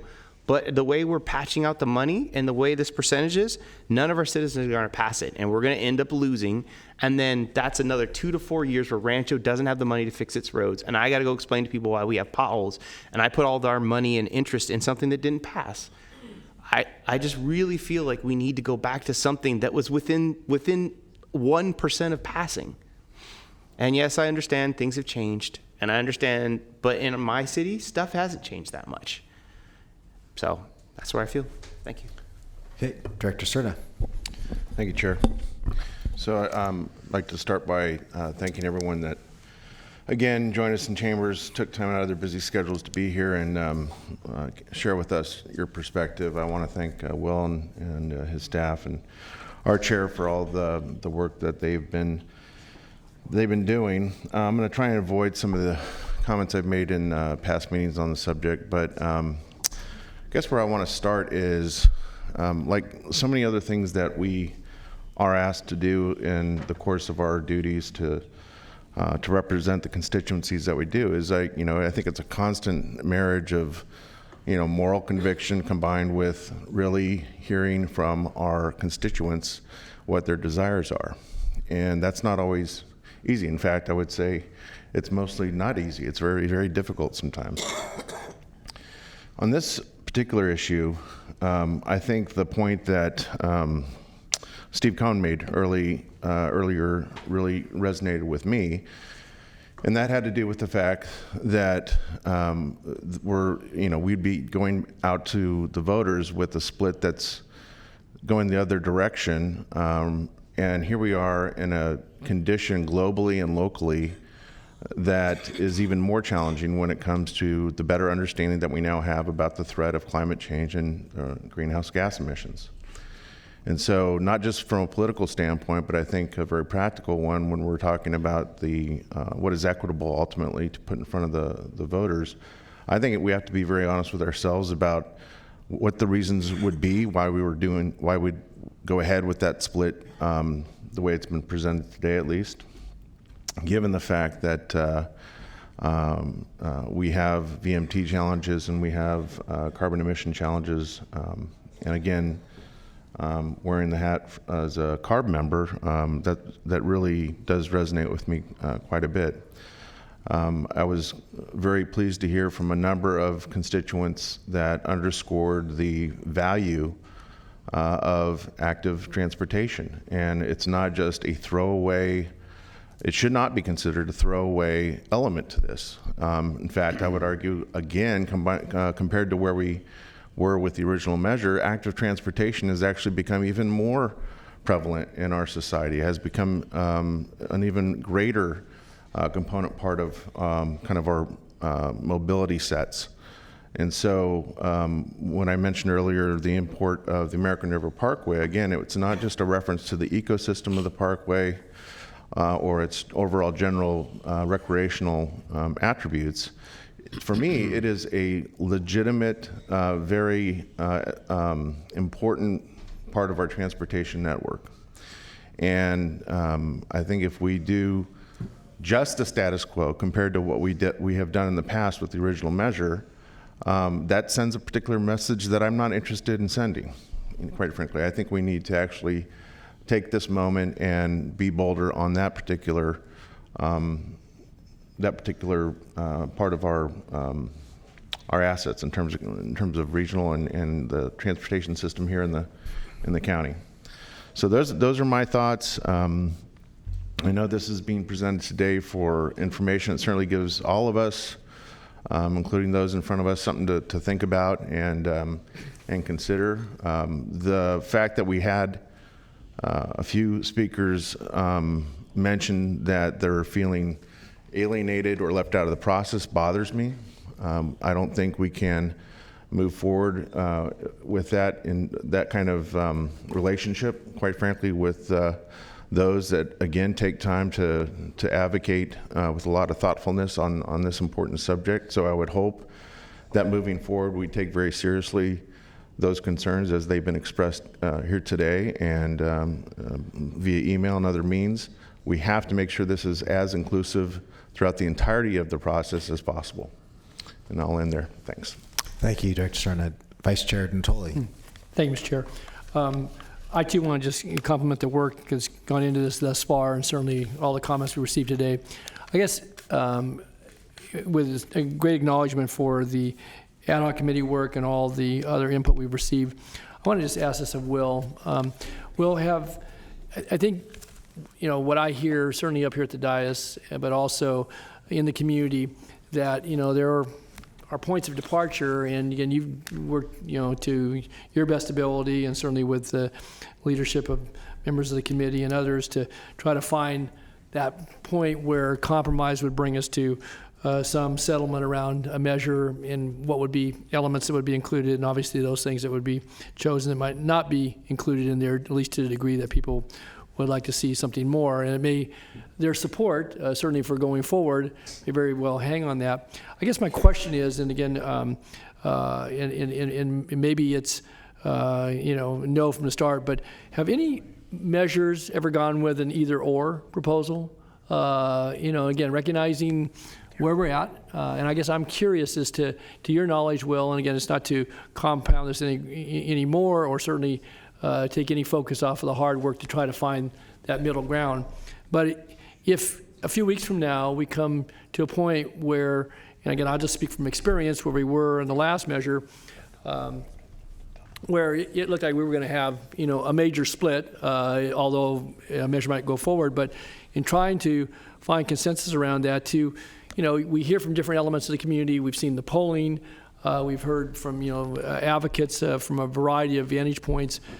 To your knowledge, Will, has there ever been that question before? It still would require 2/3, but maybe, to the point that, we can't find agreement here, albeit different views, maybe present those to the voters and say, okay, here's what people represent this as being on the cusp of this or that, and present that measure if we can't find agreement here. I guess I'm just curious about that. Director Natoli, we have 24 self-help counties in California None of those have ever been presented, and there's several that have gone away as well. So we probably have had 30 or so of these initiatives around the state over the years. None of those have offered an either-or option, and I would suspect that the achievement of the 2/3 vote requirement in that event would be even more difficult than it is just out of the gate. Right. And I hadn't thought, again, recognize the 2/3 would be there, and I think there's some practical challenges. Again, I asked that because, again, you know, I think the imperative here is for us to either figure out if it's a go or no go, and what that's going to look like if it's a go. I'm not discounting any of the hard work that's occurred thus far, but that will occur over the next few weeks. But assuming we come down to a point here where we have a serious division in the House here, that doesn't reflect well from the standpoint of then having to go back to respective councils and before the Board of Supervisors to have those discussions further, and to do that in a short time frame, again, that you've laid out very clearly for us. So I just, I wanted to ask that question. I appreciate your response. Thank you. Director Chenier. Thank you, Chairman. A couple things I want to say. First of all, Will, I want to thank you. You've worked through pneumonia. I'm not sure which is worse, these meetings or the ad hoc meetings or the pneumonia. Right. But your work is very much appreciated. And I also want to note the good job that our chair has done, both here and on the ad hoc committee. I got to say, if you had asked me 3 weeks ago if this was ever going to get to a place where we were on the same page or close enough to the same page to move it forward, I would have said no. This is one of the more complicated and most difficult pieces of political work that I've been involved with. You have so many variables here. You've got obviously roads versus transit, specific projects that people like or don't like. Within all the categories, there are also difficulties as well. So, you know, this is clearly a case where if everyone walked away happy, you'd be living in a different world, because that's just not going to happen. Right. But the fundamental question for me is, do we need the funding, and do we need to move forward? I want to really commend RT and Regional Transit and Henry for the amazing work that they've done. We never would have thought about going 60/40 on Measure B because Regional Transit didn't deserve the money at that point. But I think that the amount of money and doing this over 40 years, just the volume of dollars, really gives us something to work with on the Regional Transit Board to move that system forward. Would I love to get to 50/50 or even more on that? Yes, but I don't think that happens, and I don't think that garners enough support across the county for us to move this forward. Are we doing enough for roads? If you listen to a number of members on this board, you would say no, that we're not doing enough there either. So, you know, and are all the municipalities getting back everything they put in? I think the answer is yes, even though the percentages are a little bit different. But when you look at, and I did a little work on Rancho, Mr. Gatewood, because of your comments at the last meeting. If you look at Golden One Arena, 3% or about 500 people live in Rancho and come to the arena. The average commute out of Rancho is 24 minutes. So those folks are using our roads. They are coming downtown, and I think this is an opportunity for us to think regionally as well as protect our own jurisdictions. I'm supportive of where we are. There are things that I would like to see differently, but I don't think that gets us to the point where we can come to an agreement. My hope is that we can come to an agreement. I think there are a couple of pieces still to be worked out. American River Parkway, certainly. We have great challenges there, but it is an amenity that we have in Sacramento that very few people in the country have. We need to take care of. Putting a little bit of more money, as Mr. Guerra said, into the air quality district is something I think that we're working on, and we have a few more weeks to do this. So as someone who sits on RT, SACOG, and STA, this is tough stuff, and I want to appreciate everyone who's been in the audience, all the stakeholders who have come forward over time. Again, not everyone is going to be happy, but my hope is that everyone will get to the point where they can support, because this is something that is desperately needed by this region to fix the roads that we have, and also to continue to increase our public transit as we move forward. I also want to remind people, and Mr. Kempton did a little bit of work on other sources of funding. This is not the only source of funding for transportation in our region. We're building a bike trail that SACOG was able to give us $10 million for, that people will get from Florin all the way, or Pocket all the way downtown. So we have a lot of pieces of the puzzle between SB1 and other grant opportunities. We should think of those as well as we move forward. Thank you. Thank you. Dr. Harris. Thank you, Chair Soon. I'd like to also thank everybody who's worked on this. This has been over a year of effort of the ad hoc committee and all the players who have come to the table to try to solve some of our transportation issues. I've said this before, but this transportation measure is not going to solve global climate change. It's not going to solve everything that we need to do about active transportation. It's not going to solve a lot of problems, but it can have a very positive effect on all of the above. A measure like this can never be perfect in everything to all people, and if everybody leaves the table feeling a little disgruntled, we probably did a good job. It is, as Director Chenier said, it's very hard to pass a 2/3 measure, and so there's obviously going to be a lot of compromises involved. You know, perhaps some people feel like they don't have a seat at the table, but I tend to disagree with that. I have met with virtually every group that wanted to speak about this measure, and everything that they've brought, certainly to discussions with myself, has affected where I wanted to go with this on the committee. But there are many jurisdictions involved here, all with different issues that they want to solve. The proposal that we brought forth today, I think is actually a pretty good work product overall. And although I'm not omniscient, like perhaps another member of the board is, I can't tell you exactly that it won't pass or that it will pass, but I think it has a very good possibility of passing. This amount of money can create a lot of good. And while we haven't prescribed exactly how it will be spent in each category, it's that flexibility that we need moving forward as modes of mobility do change in the future. A lot of people are adopting electric vehicles, and a lot more will in the near future. You know, we can't prognosticate today on how greenhouse gases are evolved today exactly what's going to happen in 5 years. There are going to be many changes, and so I think that flexibility built into the measure is a very good thing. You know, and as Director Chenier said, there are other pots of money by which to affect change. For instance, I'm trying to build a trail that was also funded basically by SB1. And then we have the American River Parkway Conservancy that can do an awful lot of good on the parkway. So to think that this measure is the place to focus all of our attention on policy and prescription of funds, I think is perhaps a mistake. This is really a huge amount of compromise built over a year and across many jurisdictions. I think that we have a chance of passing this, and I think we have a great need to do so. Thank you, Chair. Thank you. Director Kennedy.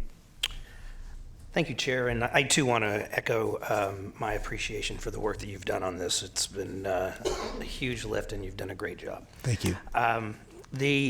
A few things I just want to point out. First of all, I won't repeat everything that Director Chenier and Director Harris said, but to say I agree with everything that you said.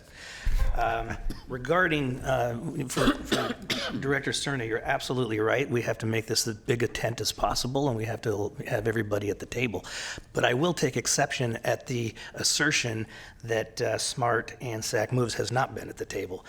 They are one of the few organizations that actually directly addressed the ad hoc committee. I myself, and I know others sitting at this dais, have had many meetings with them, and every time we do that, we take back to this body as well as the ad hoc committee what their comments are, and they are a part of the discussion. So that's just patently false.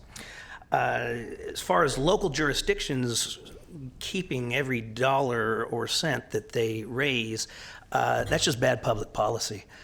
First of all, I do believe that the regional aspects of this are being discounted.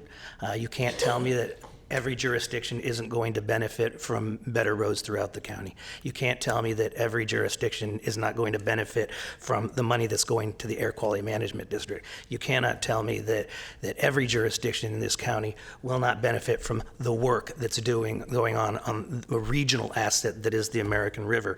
And you cannot tell me that every jurisdiction doesn't benefit from the interchanges and the improvements on Capital City Freeway. So that's just not an argument that I can buy. And finally, to kind of agree again with Mr. Harris, you know, I've been saying for 2 years when we've talked about this process that at the end of the day, my hope is we come up with something that is good for our community, good for our constituents, good for the county for a very long time to come, but something that nobody hates, yet nobody loves. And I think we've reached that agreement here through a lot of work, and I think that there's still some tweaking that can happen in the next couple of weeks, but we're in a good place. So thank you. Thank you. Director Howell. I'll just start off with I agree with most of what Jay said and most of what Jeff said and most of what Patrick said. I'll take most. Most of it. And no, I said that. I said Jeff. I'm just going to add that, you know, I was sitting on this board, as was Mr. Cohn sitting on this board in 2004, and the split in 2004 was 60-40. Okay, so as you're aware, some numbers ended up getting moved around at the end of the day. Measure B did not pass at 70-30. Might have been close, but it didn't pass. So I think I'm going to venture to guess that most of the people that are sitting in the center of this room would prefer that it be 60% public transportation, bike and ped, and 40% roads. Other people that are not sitting in this room would probably include it, you know, go along with Mr. Gatewood and suggest that it should be 70-30. I think, I don't personally believe that it passes at that rate. Might have a better shot at passing in Folsom, but I'm going to count on the fact that people are looking at the bigger picture, and as has already been said by probably 4 or 5 of my colleagues here, if everybody leaves here not fully happy, we've probably done the right thing. And if I remember correctly, I think I said that in our last meeting about Measure B when we approved that transportation expenditure plan a few years ago. So, and I'll agree with Patrick Kennedy as well about the meetings. I've, you know, some of the people that were saying that they hadn't had the opportunity to meet, anybody that called me, I met with them. So, this is vitally important to the region. With regard to money going back to the individual jurisdictions, I believe that Folsom actually gets the least percentage back based on the sales tax that's generated in the city of Folsom. However, you have to keep in mind that everybody benefits from the connector, everybody in the region benefits from carpool lanes, everybody benefits from the Cap City Freeway project, and everybody benefits from the additional money that is going into public transit, RT in particular. You know, just the changes in the last year with RT, bus ridership is up significantly, in large part because we now give students free passes. We think, and the people on the RT board believe, that that's going to go a long way. Once those kids have learned how to ride a bus or learned how to ride public transit, they'll keep doing that. And, you know, they'll do that for the rest of their lives. And that is, over the long term, that's going to be a shift of those, you know, current school-age children to maybe become one of those kids that once they're in college and they move to Midtown Sacramento, they don't own a car 20 years from now. So I think at the end of the day, everybody has to get behind this, even if it's not the ideal situation for each one of us personally. We have to get behind it because what's good for the region is good for everybody and every jurisdiction within the region. Thank you, Director Sandu. I apologize, I accidentally hit your button off, but Director Sandu. Thank you for the chair, give me the opportunity. Thank you, Mr. Campton. You spent a lot of time on that plan, and also thank you for all the ad hoc committee. I don't know who was on the ad hoc committee because I joined this body a little bit late. So thank you for the ad hoc committee. You know, spend a lot of time, and I do also thank you for all the public comment. They bring a good question, what we need in this this whole county or on a city level. Air quality is very important for everybody, for me, and same thing environmental. but the measure A is something we really want to pass. I believe in, I'm going to make a very quick comment. I believe in the survey say is most important thing we need street roads and potholes repair. The other transit is also very very important for us too. But in order to pass the measure, we need to something which is in a survey. Most likely, the survey can be same. These people, these citizens of this county or the city, they can vote for the measure. So this is my opinion, we like to make something is feasible, is the voter can say, okay, we can vote, so we can vote 2 1/3 vote. It's very hard to pass the vote, but if our direction is a little bit different way than the survey said, it maybe is hard to pass that measure. And the same thing like in 60%, I like to a little bit more, but it's ad hoc committee already working hard. And then also it's very important too, we represent each district. Some jurisdiction is transit pro, and some jurisdiction, same thing. I'm from represent my constituents. Is very important to repair roads and roads and street. So that's I say that's it. That's why this is kind of my opinion is. Thank you. Thank you.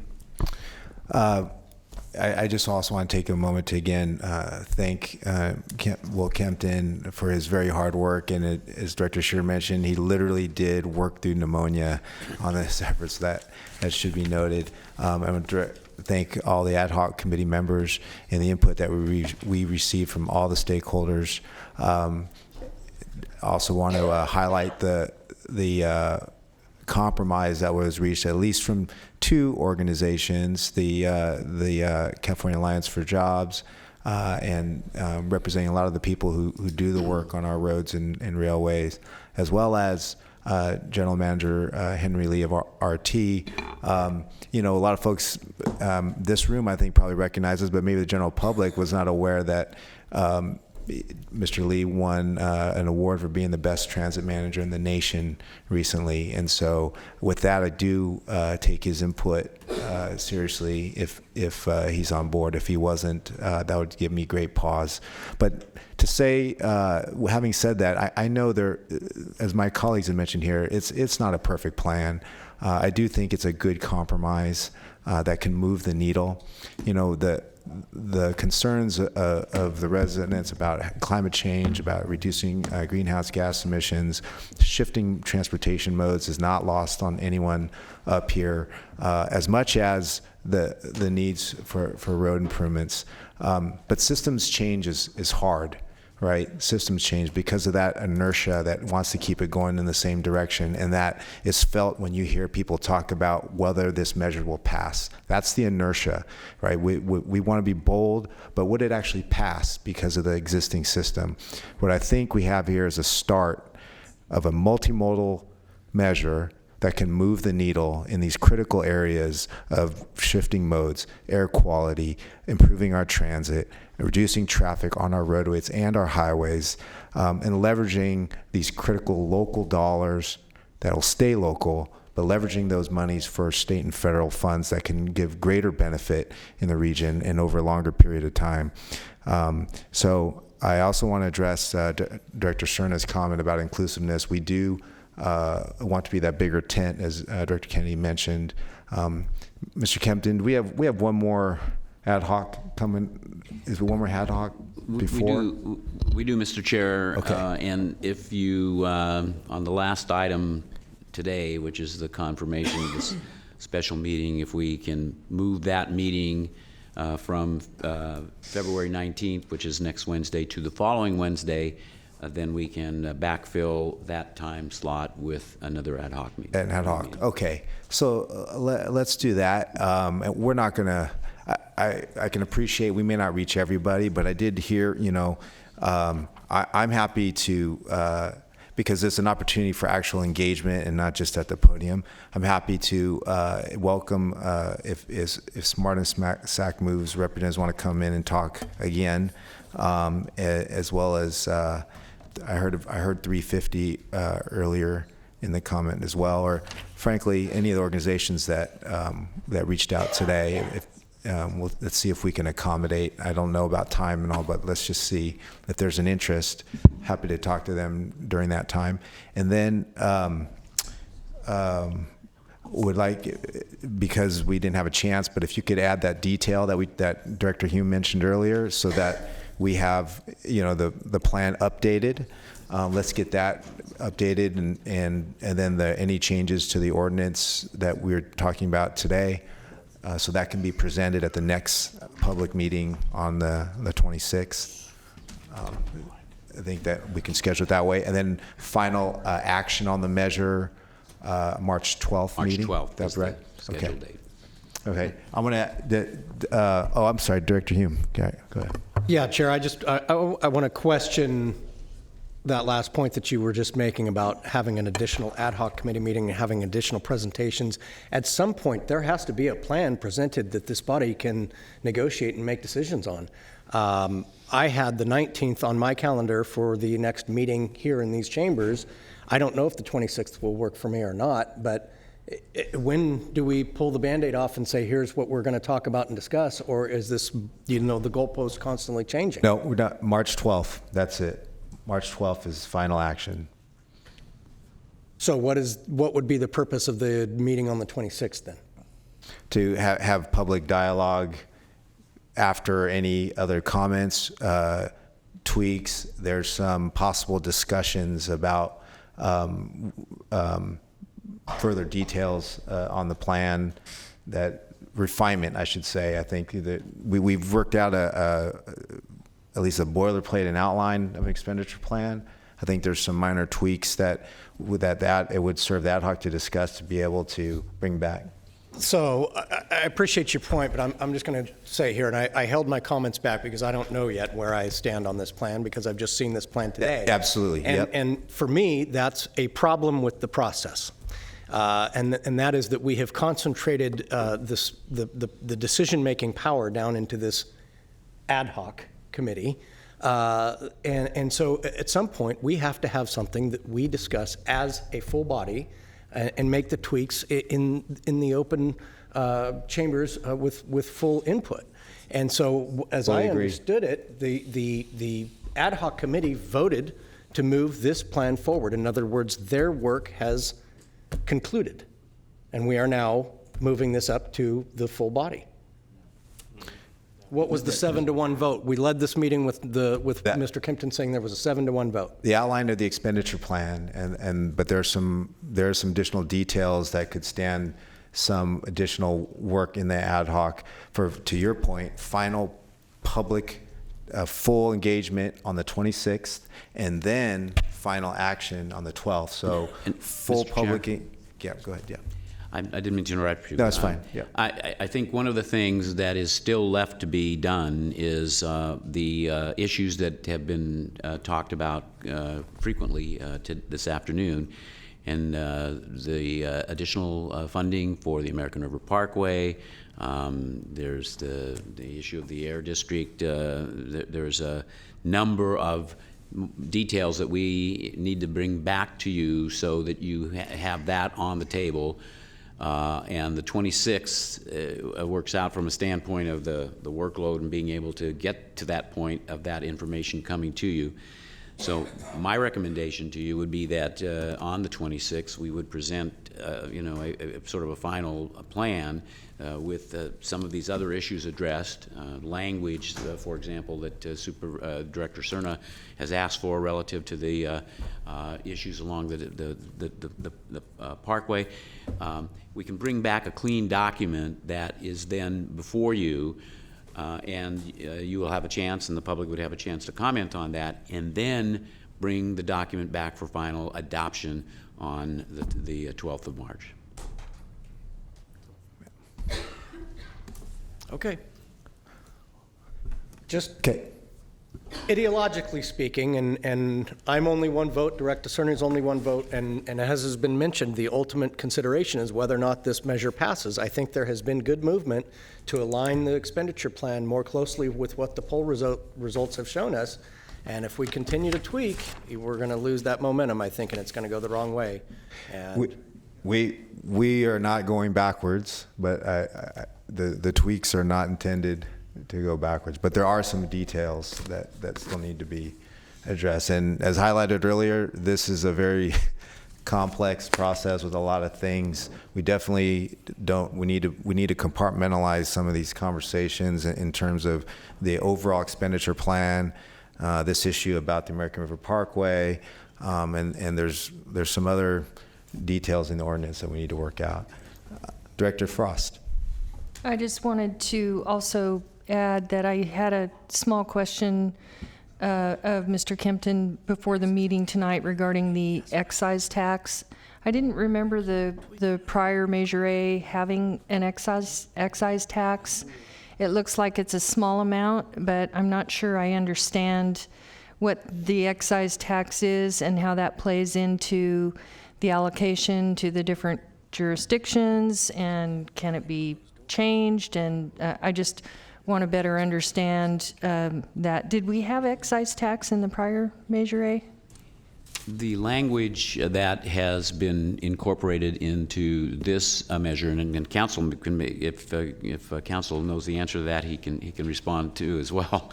But this language was in the previous ordinance, and it was in the ordinance for the existing Measure A. So it was just brought forward. As I indicated to you, Director Frost, I will talk to the California Department of Tax and Fee Administration, and we'll get an answer to the question. And does it go to relative them or to us, or, okay, Right. yeah. Thank you. Vice Chair Natoli. Just very quickly, the last meeting we had a presentation from the transportation management entities.